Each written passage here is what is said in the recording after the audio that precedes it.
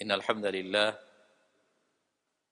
نحمده ونستعينه ونستغفره ونعوذ بالله من شرور أنفسنا ومن سيئات أعمالنا من يهده الله فلا مضل له ومن يضلل فلا هادي له أشهد أن لا إله إلا الله وحده لا شريك له وأشهد أن محمدًا عبده ورسوله صلى الله عليه وعلى آله وأصحابه ومن تبعهم بإحسان إلى يوم الدين وسلم تسليما كثيرا يا أيها الذين آمنوا اتقوا الله حق تقاته ولا تموتن إلا وأنتم مسلمون يا أيها الناس اتقوا ربكم الذي خلقكم من نفس واحدة وخلق منها زوجها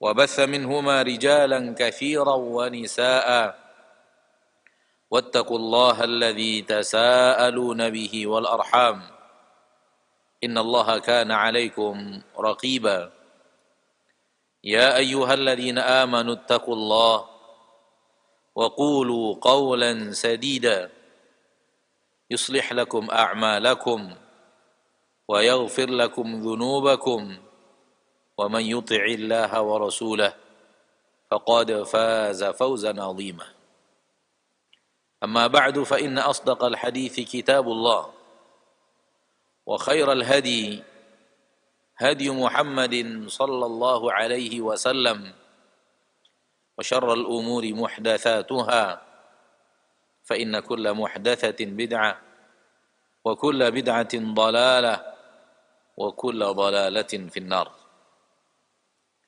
معاشر المسلمين معاشر المسلمات الحاضرين والحاضرات المشاهدين والمشاهدات para pemirsa dimanapun Anda berada, rahimani wa rahimakumullah. Mari kita bersyukur kepada Allah Tabaraka wa Ta'ala, Rabbul Izzati wal Jalalah, wa Rabbul Jabaruti wal Malakuti wal Kibriyai wal Azamah, atas segala limpahan rahmat dan nikmat yang dikaruniakan Allah Tabaraka wa Ta'ala setiap hari kepada kita. Tidak ada hari yang kita lalui dan bahkan juga tidak ada jam yang kita lalui tanpa bergelimang dengan ribuan, jutaan atau mungkin miliaran rahmat dan nikmat Allah Subhanahu wa Ta'ala. Yang semua itu manusia tidak akan sanggup untuk menghitungnya. Saking banyaknya apa yang dikaruniakan Allah Tabaraka wa Ta'ala daripada rahmat dan nikmatnya kepada para hamba. Allah pastikan tak ada seorang pun juga yang mampu untuk menghitung saking banyaknya rahmat dan nikmat Allah. Wa in ta'uddu ni'matallahi la tuhsuha. Kalau kalian menghitung nikmat-nikmat Allah Subhanahu wa Ta'ala, la tuhsuha, niscaya kalian tidak akan sanggup untuk menghitung itu. Niscaya kalian tidak akan sanggup untuk menghitung nikmat tersebut. Menunjukkan bahwa betapa banyaknya karunia Allah, rahmat dan nikmat Allah yang Allah curahkan kepada kita. Salawat dan salam kepada Nabi kita tercinta, Rasul kita yang mulia, suri tauladan kita, Nabi Muhammad bin Abdullah sallallahu alaihi wa ala alihi wasallam, yang telah membimbing langkah seluruh manusia ke jalan yang paling sempurna, ke jalan yang paling diridhoi dan dicintai Allah Subhanahu wa Ta'ala, ke jalan yang terbebas daripada jeratan-jeratan iblis dan bala tentaranya, dan terbebas daripada jeratan-jeratan syahwat dan syubhat, sehingga jalan tersebut adalah jalan yang memang aman dari segala jebakan dan tipuan di dalamnya. Dikarenakan Allah tabaraka wa taala telah mengajarkan kepada Nabi sallallahu alaihi wasallam as-siratal mustaqim. Allah tabaraka wa taala berfirman, wa innaka laminal mursalin ala siratim mustaqim. Sesungguhnya engkau benar-benar termasuk di antara para rasul yang diutus kepada manusia, ala siratim mustaqim. Engkau berada di atas jalan yang lurus, jalan yang diajarkan Allah tabaraka wa taala, yang telah Allah jaga dari segala kesalahan dan kekurangan dan kekeliruan, sehingga tidak ada kekuatan apapun yang mampu untuk merusak jalan tersebut. Sehingga orang-orang yang ingin berjalan di atas jalan yang lurus, dia tinggal mengikuti Nabi kita tercinta Muhammad sallallahu alaihi wasallam. Dia sudah memiliki suri tauladan. Dia telah memiliki sosok yang akan dia ikuti dan dia tiru, dia teladani. Sosok manusia yang sempurna di atas jalan yang lurus. Itulah Nabi kita tercinta, Rasul kita yang mulia, Nabi Muhammad bin Abdullah sallallahu alaihi wasallam. Baiklah kaum muslimin dan kaum muslimat, al-mustami'in wal mustami'at wal musyahidin wal musyahidat, rahimani wa rahimakumullah.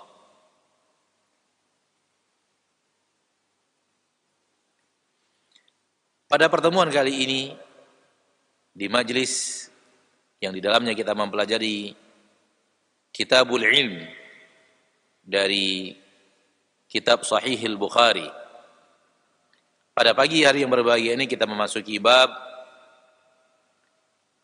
babu qaulillahi ta'ala wa ma utitum minal ilmi illa qalila. Bab firman Allah subhanahu wa ta'ala, wa ma utitum minal ilmi illa qalila. Dan tidaklah kalian diberi ilmu, tidaklah kalian diberikan sesuatu daripada ilmu illa qalila, kecuali sedikit. Tidaklah kalian diberikan ilmu kecuali sedikit. Ini firman Allah tabaraka wa taala yang terdapat di dalam surah Al-Isra ayat 85. Wa yas'alunaka 'anil ruh qulir ruhu min amri rabbi wa ma utitum minal ilmi illa qalila. Mereka bertanya kepadamu tentang ruh. Katakanlah, ruh itu adalah urusan Rabbku, perkara Allah, ilmunya ada pada Allah. Wa ma utitum minal ilmi illa qalila. Tidaklah kalian diberi ilmu kecuali sedikit. Al-Quran surah Al-Isra ayat 85. Ma'asyiral muslimin, ma'asyiral muslimat, rahimani wa rahimakumullah. Di dalam bab ini yang ingin dibawakan oleh Imam Al-Bukhari rahimahullahu rahmatan wasi'ah, peringatan kepada seluruh yang menimba ilmu, bahwa ilmu manusia tidaklah seberapa manakala dibandingkan dengan ilmu Allah subhanahu wa ta'ala Rabbul Izzati wal Jalalah. Ilmu yang dipelajari dan diketahui oleh manusia, apapun kumpulkan semuanya tanpa terkecuali, semua itu hal yang sangat sedikit. Sehingga jangan sampai manusia sombong dengan ilmunya, tertipu dengan kemampuan ilmiahnya, dan merasa dirinya adalah orang yang memiliki ilmu yang sangat teramat banyak. Telah berlalu di dalam bahasan kitab Sahih Bukhari ini, perkataan Nabiullah Khidir kepada Nabiullah Musa alaihi salam ketika mereka berada di kapal kemudian ada seekor burung yang kemudian terlihat terbang di udara, lalu setelah itu dia turun ke arah laut, ke arah air, kemudian mematuk satu kali patokan dari air untuk dia minum, kemudian dia terbang lagi ke udara. Ketika itu Nabi Khidir berkata kepada Nabi Musa alaihissalam, tidaklah ilmuku dan ilmumu wahai Musa dibanding ilmu Allah tabaraka wa ta'ala, melainkan bagaikan patokan burung tadi yang telah mematok air yang dibawa oleh burung tadi dengan sekali patokannya, itulah ilmu kita dibanding ilmu Allah. Laut yang luas ini yang tidak nampak tepiannya, dengan kandungan airnya yang luar biasa banyak, itu adalah ilmu Allah yang maha luas. Sementara ilmuku dan ilmumu hanya bagaikan burung yang tadi mematuk air yang dibawa oleh burung dengan sekali patukan, hanya itu ilmu kita. Hal ini juga mathal menunjukkan, perumpamaan yang menunjukkan sedikitnya ilmu manusia, dan itu adalah ilmu manusia paling berilmu di permukaan bumi ketika itu, yaitu Nabi Musa alaihissalam yang memiliki ilmu syariat,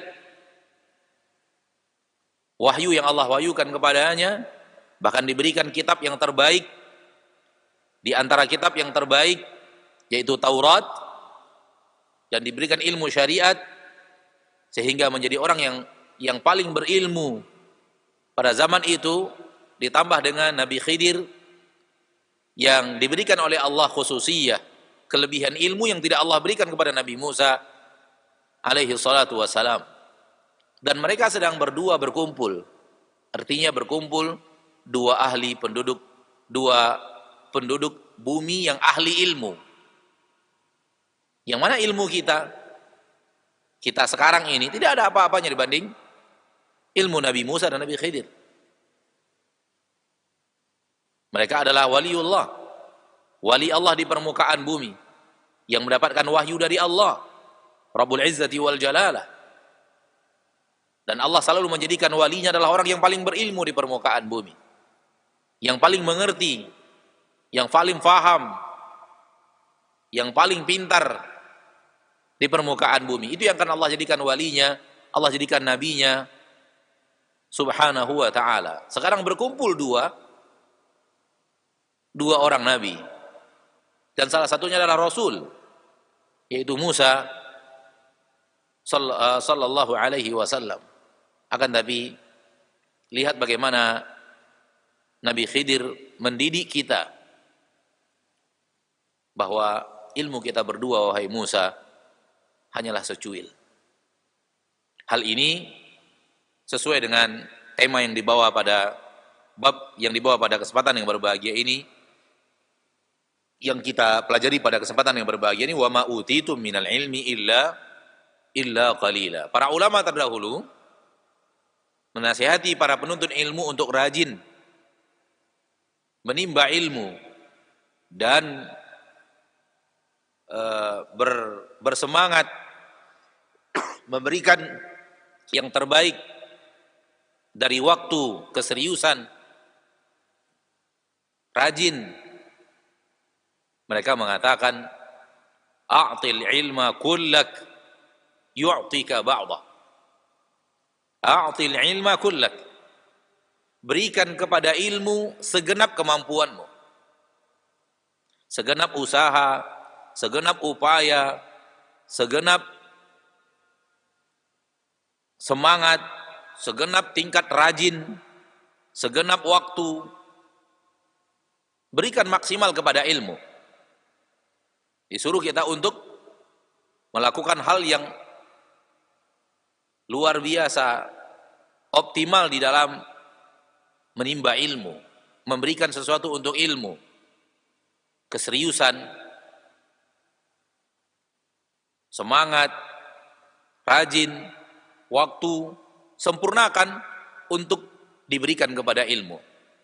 Engkau akan mendapatkan ilmu. Namun kata para ulama, yu'tika ba'dah. Ilmu itu akan memberikan kepadamu sebahagian dari dirinya. Engkau optimal kepada ilmu, ilmu hanya memberikan sebahagian saja dari dirinya kepadamu. Ini adalah nasihat dari para ahli ilmu, ulama-ulama terdahulu, ya, di mana mereka mengetahui bahwa ilmu itu begitu luas. Ilmu itu begitu luas sekali. Sehingga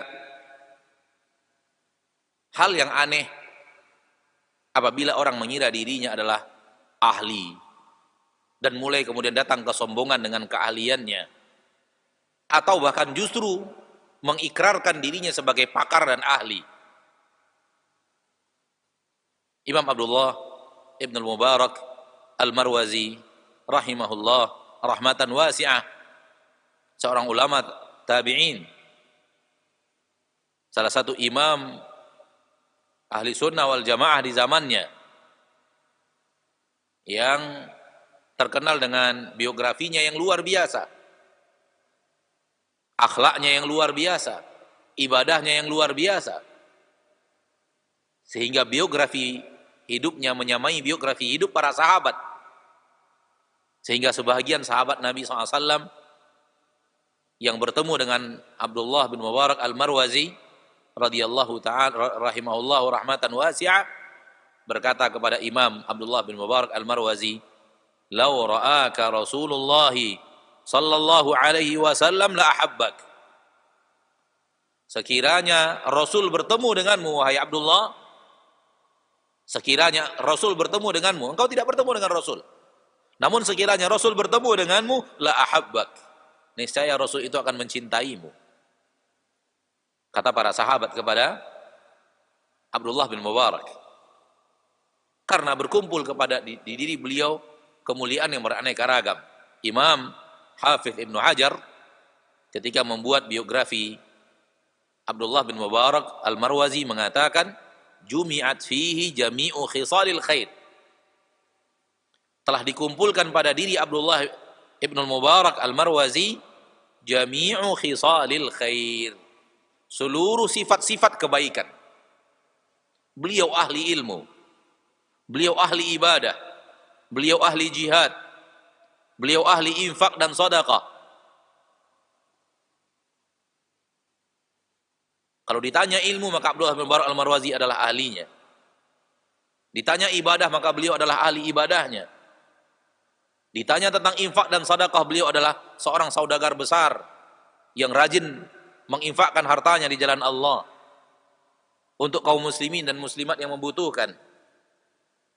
Manakala syiar jihad dikumandangkan, beliau orang terdepan di dalam memenuhi seruan jihad. Kata Imam Ibnu Hajar, jumi'at fihi jami'u khisalil khair. Abdullah bin Mubarak al-Marwazi ini beliau pernah berkata, lil ilmi thalathu marahil. Manusia ketika menuntut ilmu, dia akan melalui 3 tahapan ilmu. Ada 3 jenjang yang akan dia lalui. Manakala dia baru pada jenjang yang pertama, apabila seorang manusia memasuki jenjang yang pertama daripada jenjang ilmu, takabbar, maka dia akan memiliki sifat sombong.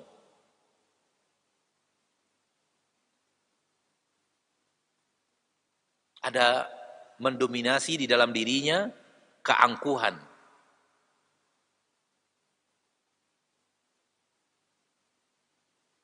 Apabila dia masuk jenjang ilmu yang pertama. Apabila dia masuk ke dalam jenjang ilmu yang kedua, di atasnya bertambah ilmunya, bertambah ilmunya, bertambah ilmunya. Dan semakin dia rajinkan ilmu tersebut, dia kemudian melangkah kepada jenjang ilmu yang kedua. Kata beliau, tawadhu'. Maka sifat dominan pada orang tersebut adalah tawadhu'.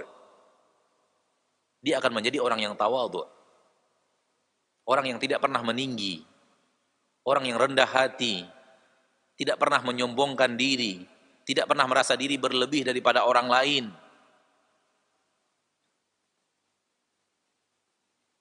Saudaraku, saudariku kaum muslimin dan muslimat, rahimani wa rahimakumullah. Sering kita temukan, sebelum kita pindah kepada jenjang yang ketiga, sering kita temukan orang yang baru menuntut ilmu agama, baru belajar, mungkin dalam istilah kita sekarang baru hijrah, baru taubat, kemudian menimba ilmu yang hak, menimba ilmu yang benar, mulai tahu ini yang benar seperti ini, yang salah seperti ini, yang benar seperti ini, yang salah seperti ini perkataan ulama dalam masalah ini tafsirnya dalam ayat ini, yang seperti ini salah. Itu sifat dominan pertamanya adalah sombong. Semua mau dibantah, semua mau disalah-salahkan, berbicara agak meninggi, dan suka berdiskusi dan berdebat. Ini apabila dia benar-benar menimba ilmu yang hak dengan sifat yang seperti ini, dia baru masuk jenjang yang pertama, dan dia telah masuk dalam jenjang ilmu. Ini kata Abdullah bin Mubarak Al-Marwazi, dan itu terlihat nyata dalam kehidupan kita sekarang ini. Biasanya orang yang baru rajin, baru ngaji, itu lebih sangar daripada ustadznya, lebih sangar daripada gurunya, lebih gampang emosi daripada yang lain, lebih suka berdebat daripada yang lain, lebih suka marah-marah. Ini pantauan seorang ulama besar, ya. Namun apabila dia lanjutkan estafet ilmunya, dia teruskan ilmu itu, dia terus rajin menimba ilmu, sifat itu akan dia tinggalkan. Sifat yang tadi, yang dalam istilah kita Indonesia dikatakan pendekar turun gunung, mulai dia tinggalkan. Pindah kepada sifat tawadhu'.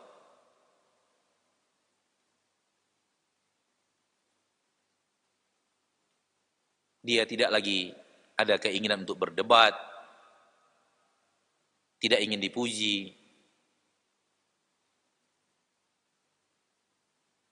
dan tidak pernah merasa ilmunya lebih daripada orang lain.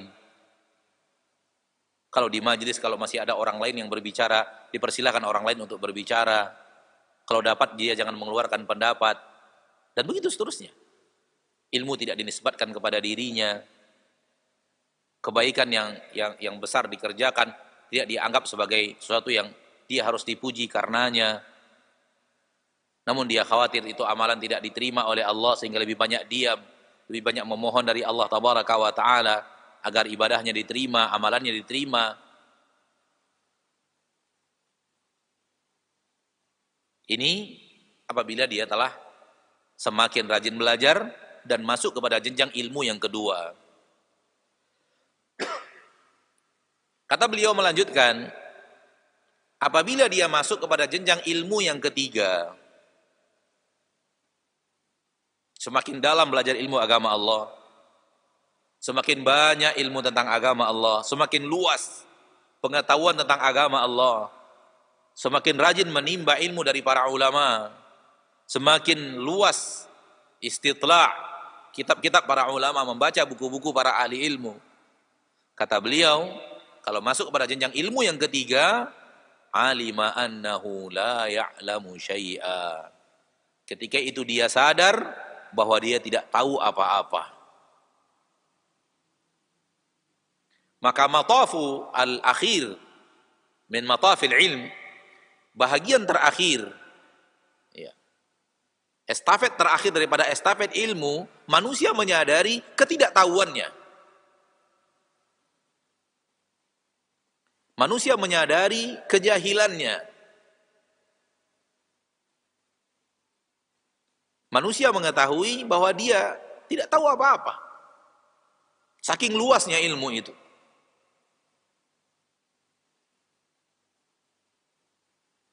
Dan ini yang ingin dibawakan oleh Imam Al-Bukhari rahimahullahu rahmatan wasi'ah di dalam bab ini. Wa ma utitum minal ilmi illa qalila. Ini adalah bahagian tertinggi daripada ilmu, di mana manusia mengetahui saya tidak tahu apa-apa. Menyadari dengan sepenuh hati. Bukan hanya sekedar teori bahwa ilmu kita sedikit. Namun jiwa yang benar-benar merasakan bahwa ilmu kita sangatlah minim. Tidak seberapa.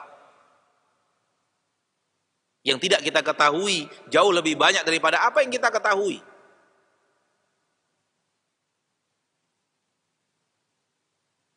Oleh karena itu saudaraku, saudariku kaum muslimin dan muslimat, lihat di mana posisi kita.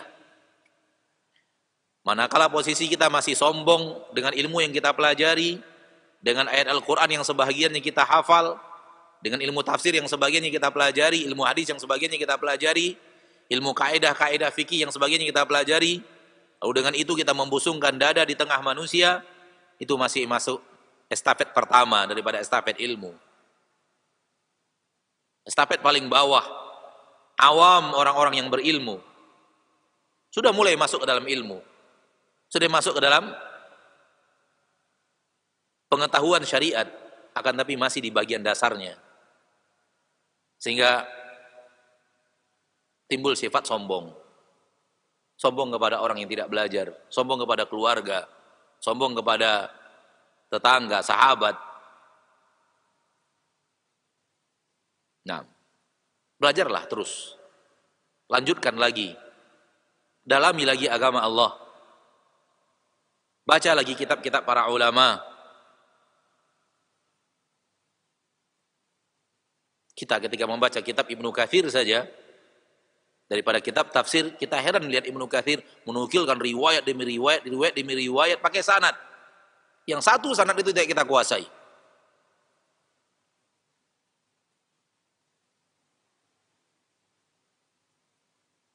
Beliau menghafal pendapat-pendapat para ulama ahli ilmu dari mulai zaman sahabat, tabi'in, setelahnya.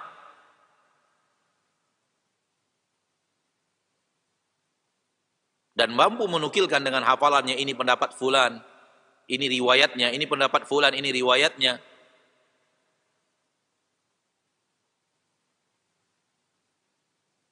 Lalu bagaimana lagi ilmu kita dibanding ilmu Allah Rabbul Izzati wal Jalalah.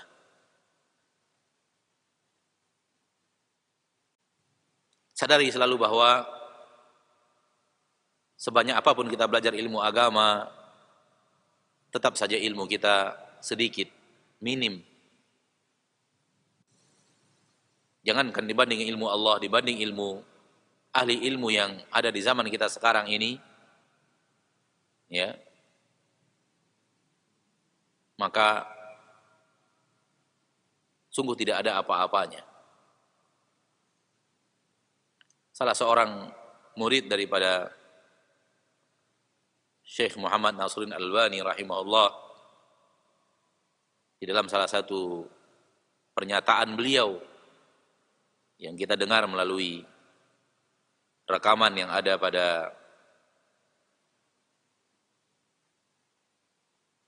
rekaman-rekaman yang ada, beliau mengatakan, saya menyaksikan bagaimana luasnya ilmu Syekh Muhammad Nasiruddin Albani rahimahullah, sehingga saya pribadi berpendapat, saya pribadi berpendapat, kata beliau, terkhusus dalam ilmu pengetahuan tentang riwayat-riwayat hadis, tentang hadis Nabi tercinta sallallahu alaihi wasallam, riwayatan wa dirayatan, baik secara riwayatnya atau secara pengetahuan makna hadisnya. Maka kalau dikumpulkan ilmuku, ilmumu, ilmu siapa yang ada di permukaan bumi ini, daripada ilmu riwayat dan riwayat dari orang yang hidup di zaman kita sekarang, lalu dibandingkan dengan ilmu yang beliau miliki, tidak sebanding dengan ilmu yang beliau miliki. Lalu bagaimana ilmu kita dengan ilmu beliau? Oleh karena itu saudaraku, saudariku kaum muslimin wal muslimat rahimani wa rahimakumullah, hendaklah selalu kita menyadari, mengetahui, ya, menghiasi jiwa kita, diri kita dengan bahwa ilmu kita adalah sedikit. Ilmu kita tidak seberapa. Ilmu kita masih minim dibanding ilmu yang ada sesungguhnya, apalagi dibandingkan dengan ilmu Allah Subhanahu wa taala. Sehingga ini melahirkan rendah hati, kepedulian, melahirkan sifat yang diridhoi dan dicintai oleh Allah, tidak sombong, tidak angkuh dan takabur, tidak ihtiqarun nas, menganggap remeh manusia. Wallahu ta'ala alam. Kita baca apa yang dibawakan oleh Imam Al-Bukhari rahimahullahu rahmatan wasi'ah. Berkata Imam Al-Bukhari, Muhammad bin Ismail Al-Bukhari rahimahullah wa rahimah jami'a ulama'il ummah, haddathana Qais ibn Hafs qala haddathana Abdul Wahid qala haddathana Al-A'mash Sulaiman an Ibrahim an Alqamah an Abdillah, dari Abdullah, maksudnya adalah Abdullah ibnu Mas'ud radhiyallahu anhu wa ardhah. Tidak dikatakan Ibnu Mas'ud di sini, tapi karena perawinya adalah Alqamah, maka Alqamah adalah murid dari murid-murid terkenal dari Abdullah ibnu Mas'ud radhiyallahu taala anhu. Berkata Abdullah bin Mas'ud radhiyallahu anhu wa ardhah, baina ana amshi ma'an Nabi SAW, suatu saat seketika saya sedang berjalan bersama Nabi sallallahu alaihi wasallam, fi khirabil Madinah, di daerah yang sudah ditinggal penduduknya, dari daerah-daerah yang sudah kosong penduduk dari kota Madinah. Dulu ada bangunan-bangunan tua itu sudah tidak dihuni lagi, sudah menjadi kosong.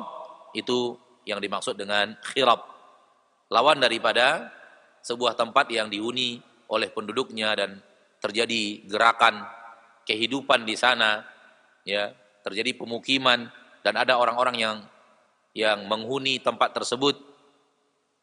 Maka lawannya adalah khirab, daerah yang ditinggal, pernah ada pemukiman di sana namun sudah tidak dihuni lagi, sehingga menjadi bangunan-bangunan yang kosong, tak berpenghuni.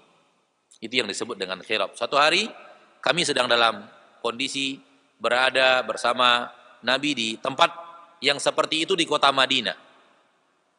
Wa huwa yattaki'u ala asifin ma'ah. Dan ketika itu Rasulullah sallallahu alaihi wasallam bertelekan kepada tongkat bersama beliau. Tongkat atau kayu yang terbuat dari pelepah kurma.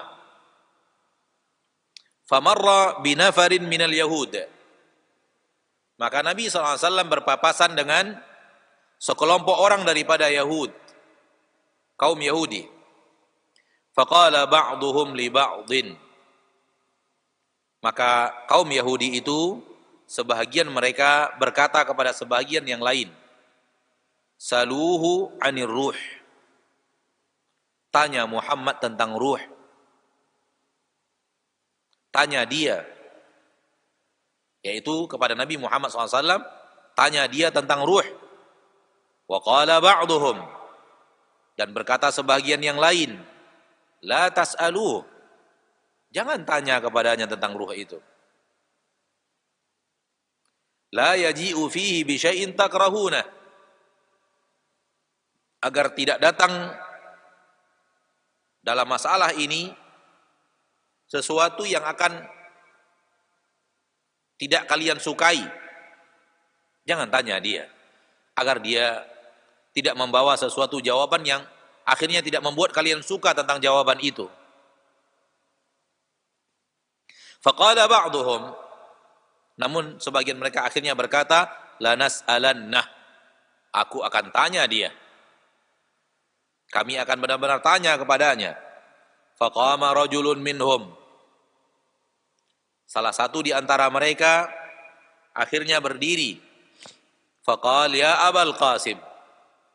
Lalu dia berkata kepada Nabi Muhammad SAW, ya Abul Qasim, wahai Abul Qasim. Kunyah daripada kunyah Rasul kita tercinta sallallahu alaihi wasallam. Kunyah Nabi kita tercinta Abul Qasim. Marruh. Apa itu ruh? Ia bertanya tentang apa itu ruh, bagaimana ruh itu? Fasakat. Maka Nabi kita tercinta sallallahu alaihi wasallam diam, tidak menjawab. Faqultu innahu yuha ilaihi faqumtu. Maka aku berkata, Abdullah bin Mas'ud, ketika melihat Nabi diam dan terlihat indikasi ciri-ciri bahwa Nabi mendapatkan wahyu, maka Abdullah bin Mas'ud langsung berkata, innahu yuha ilaihi. Dia, yaitu Nabi Muhammad, sedang diberikan wahyu kepadanya. Artinya menyuruh orang Yahudi tersebut jangan ngomong, udah diam, karena wahyu sedang turun kepada Nabi Muhammad sallallahu alaihi wasallam. Nabi Muhammad kalau sedang didatangi wahyu, terlihat dari tubuh beliau. Terlihat berat beliau menerima wahyu itu. Allah berfirman, inna sanulqi alaika qawlan thaqila. Kami akan memberikan kepadamu perkataan yang berat. Kalau diberikan wahyu kepada Nabi Muhammad, berat terasa oleh Nabi Muhammad SAW. Badan beliau bergetar, keringat beliau kadang-kadang bercucuran, bahkan di udara yang sangat dingin. Ya, Nabi SAW berkeringat ketika mendapatkan wahyu dari Allah Tabaraka wa Ta'ala Rabbul Izzati wal Jalalah. Dan para sahabat faham betul kondisi Nabi sedang diberikan wahyu, bagaimana tubuh beliau, bagaimana beliau merasakan. Indikasi-indikasi itu nampak oleh para sahabat, sehingga ketika nampak Nabi sedang seperti itu, Abdullah bin Mas'ud langsung memotong dengan mengatakan innahu yuha ilai. Sekarang beliau sedang diberi wahyu oleh Allah. Faqumtu, maka aku berdiri. Maksudnya berdiri di dekat Nabi, menjaga agar jangan sampai orang Yahudi mendekat lebih lagi kepada Nabi Muhammad sallallahu alaihi wasallam. Falamman jala anhu, tatkala telah selesai dari Nabi, telah selesai keadaan beliau, dari keadaan beliau mendapatkan wahyu, faqal, maka beliau berkata, membacakan firman Allah Tabaraka wa Ta'ala, wahyu yang diturunkan kepada beliau, wa yas'alunaka 'anir ruh, dan mereka bertanya kepadamu tentang ruh. Qulir ruhu min amri rabbi, katakan bahwa ruh itu perkara Rabbku. Katakan bahwa ruh urusan Rabbku. Wa ma utitum minal ilmi illa qalila, dan tidaklah kalian diberikan ilmu kecuali sedikit. Tidaklah kalian diberikan daripada ilmu kecuali sedikit. Ma'asyiral muslimin, ma'asyiral muslimat, sehingga tidak dijawab tentang ruh, karena ruh itu memang urusan Allah. Dan Allah tidak ingin memberitahu kepada kita tentang ruh, apa itu ruh. Dan Allah ingin menyembunyikan daripada kita tentang ruh. Subhanallah. Maha suci Allah Tabaraka wa Ta'ala, yang maha bisa atas segala sesuatu, yang maha berkehendak atas segala sesuatu, yang maha berbuat apapun yang dia inginkan. Dan semua itu Allah kerjakan penuh dengan ilmu, penuh dengan hikmah. Allah kalau ingin menyembunyikan sesuatu daripada kita, Allah mampu menyembunyikannya sehingga kita tidak tahu dia. Padahal dia hal yang terdekat dari diri kita. Namun kalau ingin Allah sembunyikan, Allah sembunyikan di dalam ilmu gaib. Kalau ingin Allah tidak beritahu, Allah tidak beritahu. Dan lihatlah ruh. Ruh adalah hal yang paling dekat dengan diri kita. Bahkan dia adalah kita. Tanpa ruh, kita tidak hidup. Menunjukkan bahwa dia adalah sesuatu yang sangat dekat dengan kita. Setiap hari bersama kita. Duduk bersama kita, kita berdiri bersamanya, berjalan bersamanya, tidur bersamanya. namun kita tidak tahu siapa dia, bagaimana dia, bagaimana bentuknya. Kita tidak pernah mendengar suaranya, rintihannya. Kenapa? Karena Allah ingin menyembunyikan dia dari kita. Allah ingin meletakkannya di dalam gaib, sehingga tidak bisa diketahui oleh manusia, dan tidak bisa dicerna oleh manusia, dan tidak bisa dideteksi oleh manusia dengan panca indera mereka berikut alat-alat yang mereka ciptakan. Dan ini menunjukkan bahwa Allah Tabaraka wa Ta'ala Maha Bisa atas segala sesuatu, untuk kemudian dijadikan hujjah, argumentasi, bahwa bukanlah sesuatu yang tidak terlihat berarti tidak ada. Bukanlah sesuatu yang tidak terekam kamera berarti tidak ada. Bukanlah sesuatu yang tidak ada suaranya berarti tidak terdengar suaranya, berarti tidak ada. Karena semua manusia yakin adanya ruh, namun tidak pernah terlihat, tidak pernah terdengar suaranya, tidak pernah bisa diraba, dan tak ada manusia yang berakal yang mengatakan dia tidak punya ruh. Dan ini dalil, argumentasi untuk yang lainnya, daripada perkara-perkara gaib yang Allah sembunyikan dari pandangan mata, yang Allah sembunyikan dari sentuhan tangan dan kulit, yang Allah sembunyikan dari pendengaran manusia, dan sangat teramat banyak hal-hal yang gaib yang harus diimani. Oleh karena itu sebagian orang-orang yang tidak mengerti mengatakan surga dan neraka tidak ada karena dia tidak pernah terlihat. Malaikat tidak ada karena tidak pernah terlihat. Maka katakan kepadanya, ruh Anda tidak ada karena tidak pernah terlihat. Akal Anda juga tidak ada karena akal Anda tidak pernah terlihat. Maka Allah ketika ingin menyembunyikan sesuatu, Allah sembunyikan. Dan lihatlah, ketika Allah menyembunyikan ilmu ruh, manusia di dalam ilmu duniawi berkembang jutaan langkah, maju miliaran langkah. Akan tetapi ilmu tentang ruh tidak maju walaupun satu jengkal. Kenapa? Itu urusan Allah, bukan urusan kalian wahai manusia. Bagaimana ruh itu? Bagaimana dia? Kenapa bisa bergabung bersama manusia? Kenapa bisa keluar? Dan bagaimana bentuknya? Kenapa kalau bergabung dengan jasad kemudian mendatangkan kehidupan, mendatangkan gerak dan semacamnya? Kalau dia pergi, kemudian badan itu berubah menjadi dingin, kaku, kemudian akan membusuk. Semua itu urusan Allah Subhanahu wa Ta'ala, Rabbul Izzati wal Jalalah. Ya. Dan kaum muslimin menjadikan ibrah, menjadikan pelajaran bahwa tidak mesti harus mengimani sesuatu harus terlihat terlebih dahulu. Harus mampu dideteksi dengan panca indera, seperti kaum maddiyin atau orang-orang yang memang tidak meyakini adanya Rabb pencipta, dari orang-orang ateis dan semacamnya, yang dia tahu adalah apa yang ada di depan matanya saja. Ma'asyiral muslimin, ma'asyiral muslimat, rahimani wa rahimakumullah. Lihatlah, ilmu transportasi berkembang, ilmu kedokteran berkembang, ilmu bangunan berkembang, sehingga manusia mampu menciptakan bangunan-bangunan yang mengalahkan bangunan-bangunan Haman yang terkenal.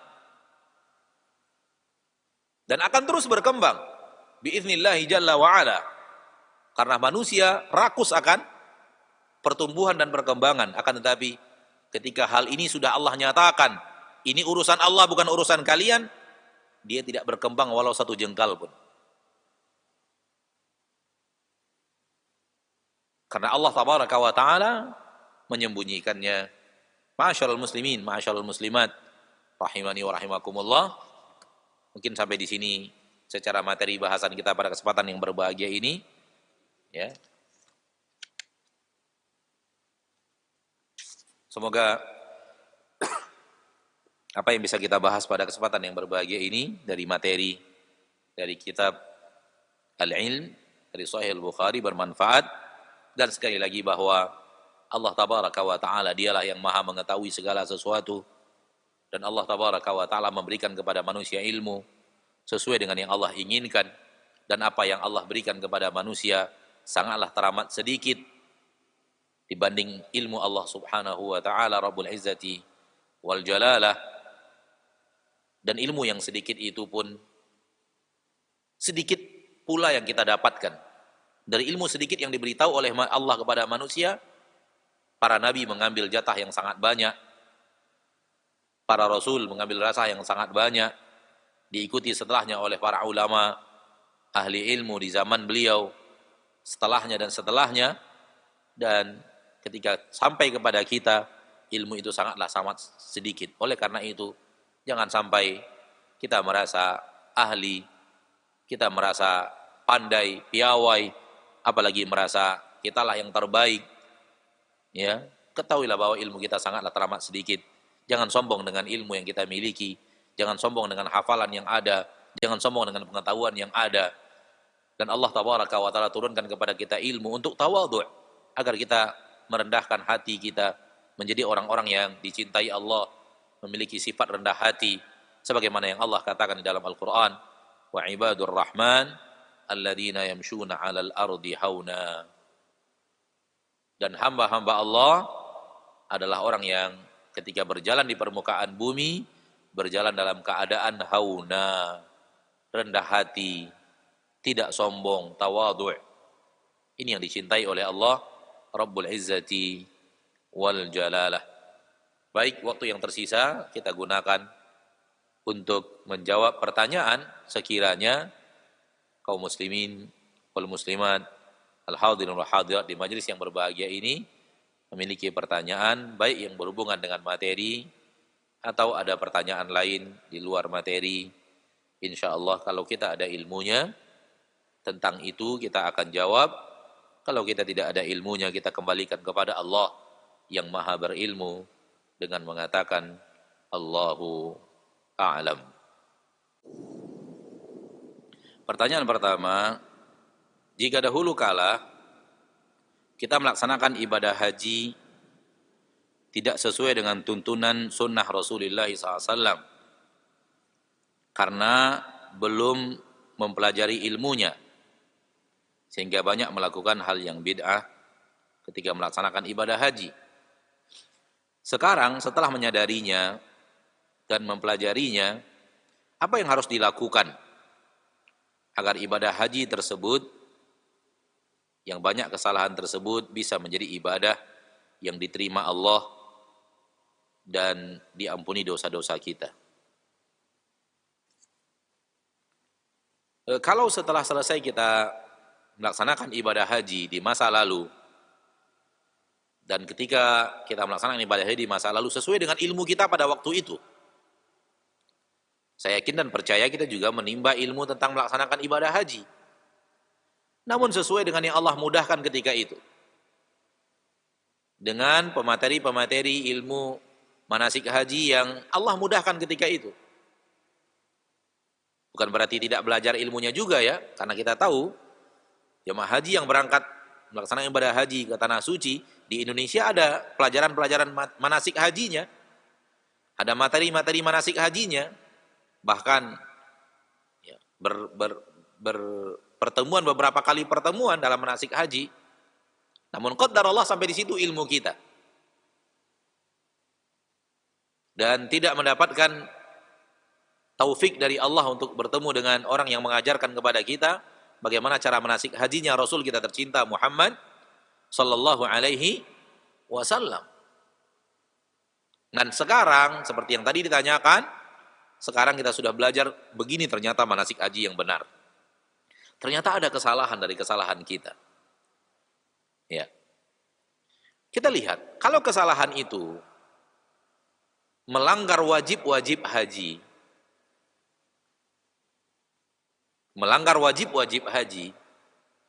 maka kesalahan itu bisa ditutupi dengan dam, atau bisa ditutupi dengan fidyah. Sebagaimana yang kita pelajari dalam tata cara manasik haji. Misalnya, ya, Kita dahulu kita melewati miqat dan belum berihram. Terlewati miqat Yalamlam dan kita masih berpakaian biasa. Padahal Yalamlam adalah miqat makani, tempat di mana harus memulai ihram. Ditentukan langsung oleh Nabi kita tercinta Muhammad sallallahu alaihi wasallam. Namun kita lewati tanpa berihram. Dan kita berihram setelahnya, setelah pesawat mendarat. Maka di sini yang dilanggar adalah wajib haji. Dan bisa ketika pelanggaran itu terjadi dijabar, dibayarkan, ya, pelanggaran, disebabkan pelanggaran ini dibayarkan dam. Disembelihkan seekor kambing disebabkan pelanggaran tersebut. Nah, seperti itu. Ya. Dan dam boleh dibayarkan kapanpun, namun harus disembelih di tanah haram Mekah. Waktunya tidak terbatas, tempatnya terbatas. Tempatnya ditentukan, waktunya dibebaskan. Ini adalah dam penyembelihan dam haji, pelanggaran haji atau umroh. Maka usahakan, ya, kepada saudara kita yang berangkat umroh, titip dana, sejumlah dana kepadanya untuk dia sembelihkan untuk kita seekor kambing. Kita niatkan untuk pelanggaran atas kesalahan kita melakukan pelanggaran terhadap wajib haji, yaitu memulai miqat dari miqat makani. Seperti itu, saudaraku-saudariku kaum muslimin dan muslimat. Atau dahulunya kita melontar jumrah tidak setelah zawal, namun sebelum zawal, bahkan sebelum subuh kita sudah melontar. Ketiga-tiga harinya seperti itu. 11, 12 dan 13 terjadi lagi sebuah kesalahan, yaitu melontar kita tidak sesuai dengan waktunya. Maka ini juga bisa dengan dam. 1 ekor kambing untuk ketiga-tiganya kesalahan tersebut. Untuk ketiga-tiga kesalahan tersebut dalam ketiga hari tersebut. Disembelihkan seekor kambing untuk semuanya. Wallahu ta'ala alam. Maka kita tutupi kesalahan kita dengan melakukan, ya, penyembelihan sebagai pelanggaran, sebagai kafarat pelanggaran atas manasik haji yang tidak benar atau salah yang kita lakukan. Wallahu ta'ala alam. Ini yang paling utama. Ini yang paling baik. Walaupun sebagian ulama mengatakan kalau sampai di situ ilmu kita dahulu kala dan itu fatwa yang kita terima ketika itu, maka tidak perlu lagi dibayar damnya. Karena sampai di situ ilmu kita ketika itu. Namun sebagian ahli ilmu, dan ini yang lebih menentramkan hati dan jiwa, selagi kita masih bisa untuk menutupi kesalahan kita yang lalu, maka kita tutupi. Ya. Ini ada 2 pendapat ahli ilmu yang kita temukan. Sebagian mengatakan tidak perlu. Sampai di situ ilmu kita, sampai di situ Allah mewajibkan kita beribadah, dan kita telah minta fatwa. Kalau ada kesalahan adalah kepada orang yang mengajarkan dan menfatwakan kepada kita. Namun sebagian mengatakan selagi masih bisa untuk kita tutupi kesalahan dengan perbuatan yang kita lakukan sekarang, maka itu lebih nyaman di jiwa dan lebih tentram di hati kita, maka lakukan. Toh masih ada kesempatan, toh masih bisa untuk menutupi kesalahan. Wallahu ta'ala a'la wa a'lam. Pertanyaan berikutnya, saya memiliki anak 6 orang. 5 laki-laki dan 1 perempuan. Kami mau memberikan hibah kepada anak perempuan kami. Berapakah harta yang boleh kita hibahkan, Ustadz? Pertanyaan berikutnya, selain anak-anak, siapa lagi yang berhak mendapatkan warisan? Dan bagaimana pembagiannya, Ustadz? Biasanya ya, selain anak adalah orang tua. Kalau orang tua masih hidup, dan Kalau orang tua sudah tidak ada lagi, maka warisan full kepada anak, kecuali kalau anak tidak ada, maka yang mendapat warisan adalah saudara. Ya, disebabkan oleh anak kita tidak ada, maka harta yang akan mendapat warisannya adalah saudara kita. Wallahu ta'ala alam. Adapun hibah kepada anak tadi, hibah boleh dilakukan oleh orang tua kepada anaknya, akan tetapi hendaklah berkonsep keadilan. Jangan sebagian anak diberikan hibah dan sebagian yang lainnya tidak diberikan.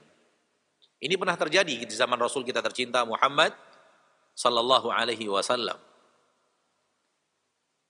Ia mengatakan bahwa saya telah memberikan hibah saya kepada salah seorang anak saya. Nabi bertanya, apakah semua anakmu yang lain engkau berikan? Beliau katakan tidak. Tidak semuanya, hanya anak ini saja. Kata Nabi SAW, ambil kembali hibahmu. Tarik kembali hibahmu. Ini menunjukkan bahwa kalau ingin menghibahkan, maka hibahkan semua anak. Dengan konsep keadilan. Jangan hanya sebagian anak dapat, sebagian tidak. Seberapa yang mau kita hibahkan terserah. Intinya adalah jangan sampai anak itu saling benci sesama mereka disebabkan ketidakadilan orang tuanya.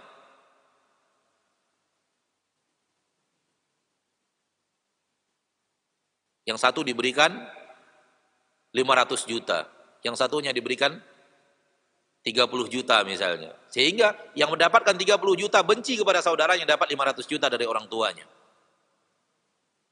Perbuatan orang tua telah membuat tali kasih antara saudara dan saudara hancur. Ini yang tidak diinginkan. Oleh karena itu hibah di masa hidup hendaklah berazaskan keadilan. Keadilan bukan berarti sama rata. Akan tapi semua anak ridho dengan pembahagian itu. Mungkin yang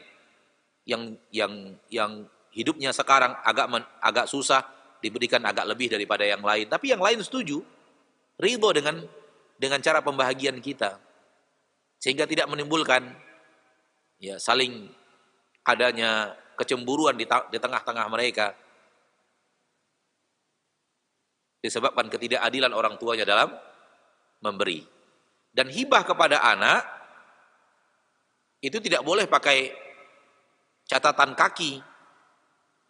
Anak saya hibahkan yang pertama hibah ini, yang kedua saya hibahkan rumah yang di sini, yang ketiga saya hibahkan tanah yang di sini, yang keempat ini, kemudian ada catatan kaki di bawah. Diambil semuanya setelah saya meninggal dunia. Itu nggak boleh. Itu bukan hibah namanya. Hibah yang sah adalah diberikan kepada anak ketika kita hidup dan langsung diberikan kepemilikan kepadanya ketika kita hidup. Itu dia hibah. Adapun yang tadi itu namanya wasiat, bukan hibah. Diambil setelah saya meninggal dunia. Itu wasiat.